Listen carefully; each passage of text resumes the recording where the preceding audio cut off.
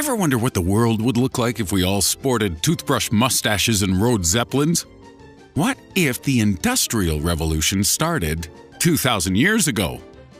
Or if the Brits had been the first into space? Well, let's find out why these things nearly happened in our list of 9 weird ways history could have changed.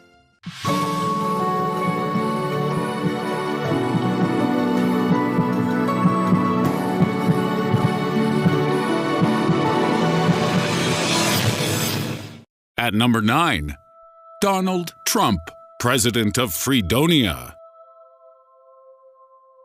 The United States of America is a pretty catchy name if you ask me.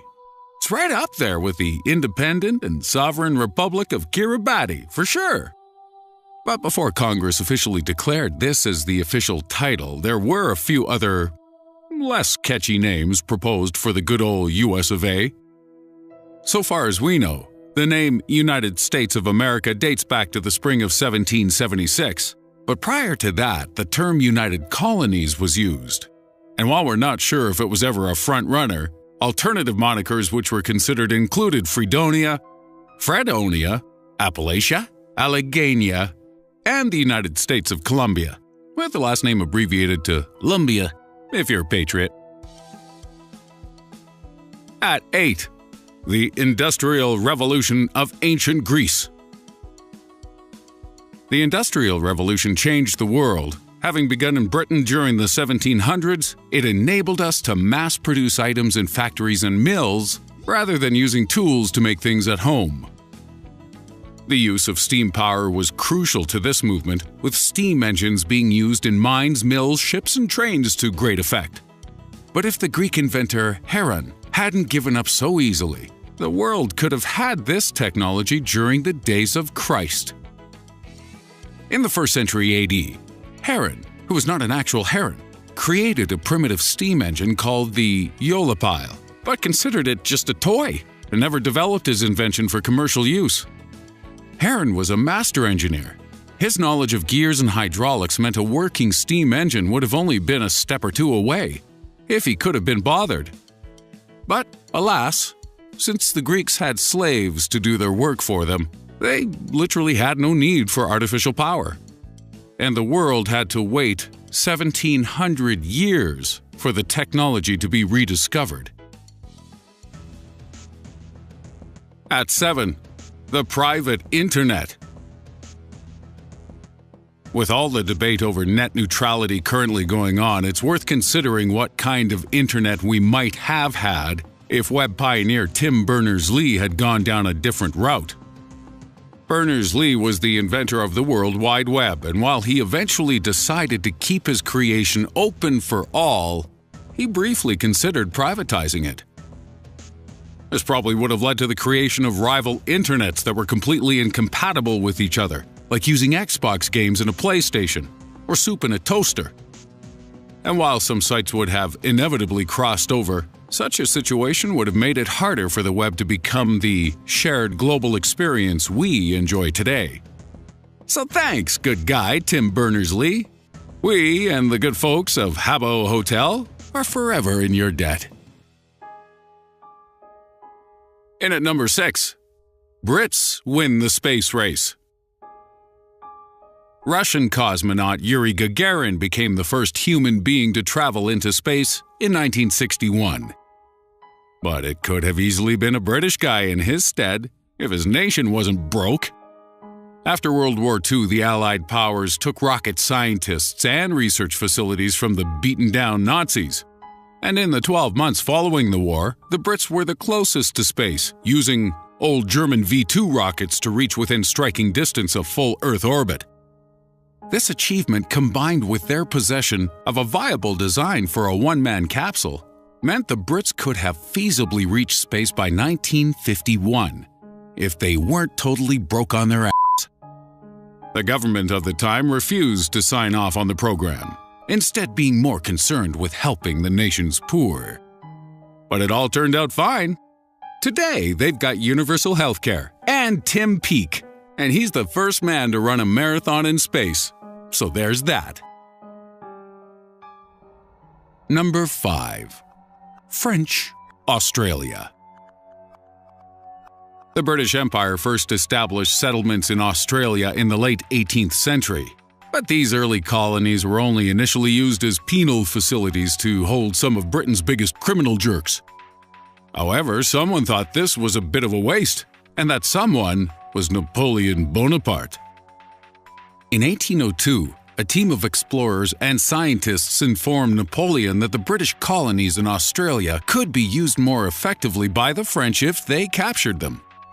An invading force of 1,800 soldiers was proposed in order to take Sydney and Port Jackson.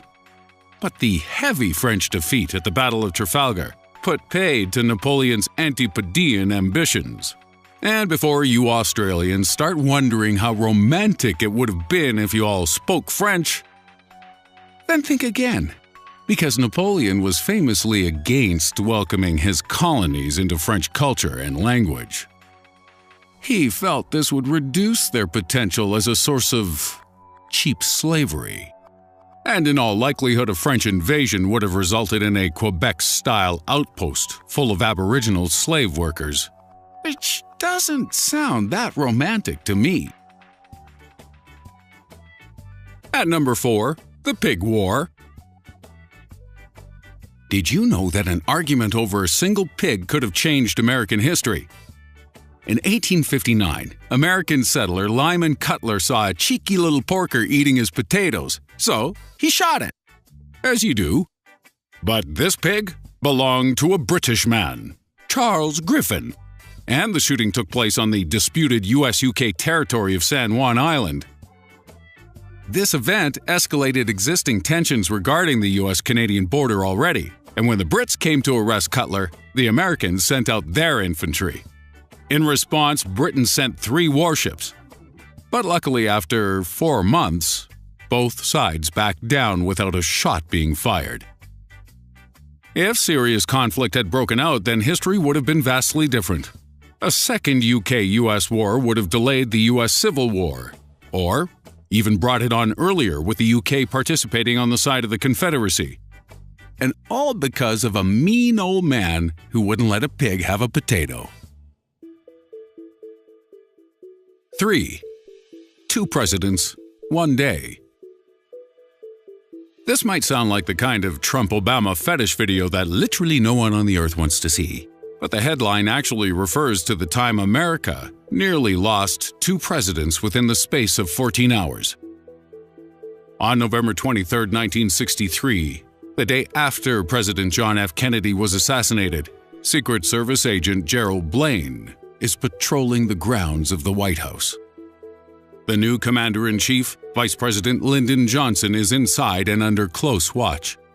Agent Blaine is in no mood to take chances or prisoners, so when a shadowy figure approaches, he draws his Thompson submachine gun and prepares to open fire. Blaine's heart is pounding. His finger twitches on the trigger. But the guy keeps on walking. Blaine knows what he has to do. He gets ready to take the shot, and into the light walks President Johnson, whose face turns white when he realizes there's a Secret Service agent pointing a gun at his chest. And 73-year-old Democratic Speaker of the House John W. McCormick would have been sworn in that morning if that trigger was pulled. Number 2. The Flying Railroad.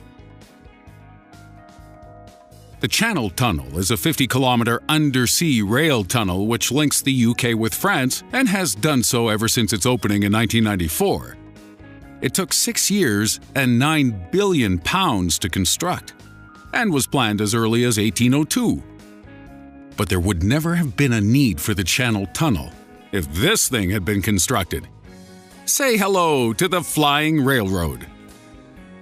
In 1930, a prototype of this insane transport system was built in Glasgow, with visionary inventor George Binney hoping to use it to link London and Paris.